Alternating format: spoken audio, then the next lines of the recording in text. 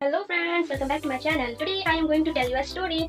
अनम एक बहादुर लड़की थी जिसे मार्शल आर्ट करना बहुत पसंद था, लेकिन जितना उसे मार्शल आर्ट पसंद थी उतनी ही उसे नापसंद थी पढ़ाई। अनम अपनी दादी के साथ रहती थी जो उसे बचपन से ही एक किंगडम ऑफ प्रॉस्पेरिटी की स्टोरी सुनाया करती थी। इस स्टोरी में कुछ ब्लैक मैजिशियन ने किंगडम ऑफ प्रॉस्पेरिटी पर हमला किया और वहाँ की किंग और क्वीन को मार दिया, लेकिन किंग के सीक्रेट एडवाइजर ने प्रिंस को, जो कि 1 साल का था और किंगडम के क्रिस्टल ऑफ सोल को बचाकर वहाँ से भाग गया। किसी को नहीं पता था कि वे कहाँ गए। ब्लैक मैजिशियन को भी लगा कि वे लोग मर गए होंगे। अनम की दादी बताती थी कि किंगडम के लोगों का मानना है कि प्रिंस जिंदा है और वह उन्हें बचाने जरूर आएगा। अनम इस कहानी के आगे का जानने को लेकर बहुत एक्साइटेड थी, लेकिन उसकी दादी कहती है कि उन्हें भी इसके आगे नहीं पता कि वह प्रिंस जिंदा है कि नहीं, जिसकी वजह से अनम का दिमाग हमेशा उस कहानी में लगा रहता। वैसे उसे पढ़ना तो पसंद नहीं था, लेकिन जब वो अपने मास्टर के पास मार्शल आर्ट सीखने और पढ़ने जाती तो वहाँ की लाइब्रेरी में वो बस उस कहानी के एंड को जानने के लिए वो पढ़ती थी। उसका वहाँ एक फ्रेंड भी था जिसका नाम सालार था।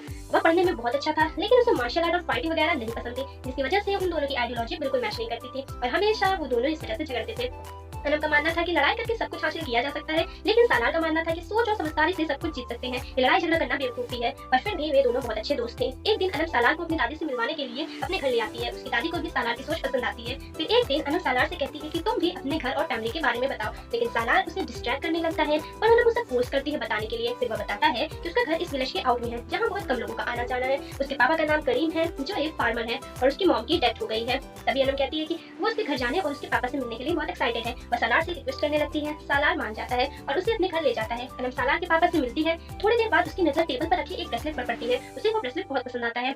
वो सालार से पूछती है कि यह ब्रेसलेट किसका है, मुझे बहुत अच्छा लग रहा है। तभी उसके पापा जल्दी से उस ब्रेसलेट को ड्रॉर में डाल देते हैं और घबरा जाते हैं। उन्हें घबराए देखकर अनम कहती है कि अंकल, मैं तो नॉर्मली बस पूछ रही थी कि यह ब्रेसलेट किसका है, क्योंकि मुझे बहुत पसंद आया और ऐसा ब्रेसलेट मैंने पहली बार देखा है। तभी सालार कहता है कि ये ब्रेसलेट मेरी मॉम का है और ये उनकी आखिरी निशानी है, इसलिए पापा इसे बहुत संभाल कर रखते हैं। फिर वे लोग बातें करते हैं और थोड़ी देर बाद अनम अपने घर वापस आ जाती है, लेकिन उसके दिमाग में वह ब्रेसलेट अभी तक चल रहा था। उसे वो कुछ ज्यादा ही पसंद आ गया था, इसलिए वो उस ब्रेसलेट के बारे में अपनी दादी को भी बताती है कि वह बिल्कुल यूनिक ब्रेसलेट था। उसने ऐसा ब्रेसलेट कभी नहीं देखा। फिर एक दिन सालार उसके घर आता है तो उसके ग्रैंड माँ उससे ब्रेसलेट को ले आने के लिए कहती हैं, लेकिन सालार कहता है कि उसके पापा उस ब्रेसलेट को बहुत संभाल कर रखते हैं, वह उसे लाने नहीं देंगे। तभी अनम की ग्रैंडमा कहती हैं कि वह उसे छुपा कर ले आए, वह देख लेंगी तो उसे वापस कर देंगे। फिर सालार ऐसा ही करता है, वह ब्रेसलेट को छुपा कर ले आता है। जब अनम की ग्रैंडमा उस ब्रेसलेट को देखती हैं तो वह भी शॉक हो जाती हैं, क्योंकि उस ब्रेसलेट में जो क्रिस्टल लगा था वह किंगडम ऑफ प्रॉस्पेरिटी के क्रिस्टल ऑफ सोल की तरह था। वह सालार से पूछती है कि यह तुम्हारा ही है ना, तो वो कहता है कि हाँ, ये मेरी मॉम पहनती थी और यह उनकी ही निशानी है। फिर ग्रैंडमा को लगता है कि शायद यह बस उसकी तरह दिख रहा है और वैसे भी कहाँ वो क्रिस्टल ऑफ सोल इसके पास आएगा। फिर वह सालार से कहती है कि सच में यह ब्रेसलेट तो मुझे भी पसंद आया,